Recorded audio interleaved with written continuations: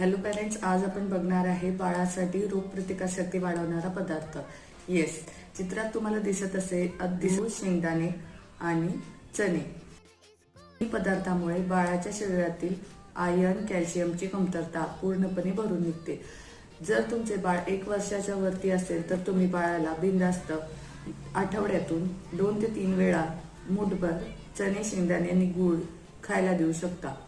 वाटीभर या चणे शेंगदाण्यांच्या सेवनामुळे बाळाच्या शरीरात थकवा निर्माण होत नाही, बाळाचा अशक्तपणा दूर होतो, त्याचबरोबर बाळाच्या शरीरातील रक्ताची कमतरता दूर होते.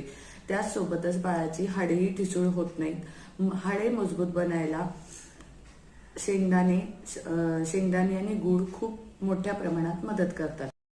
तुमच्या बाळाला यापैकी कोणता पदार्थ तुम्ही आहारात देता नक्की कॉमेंट करून सांगा.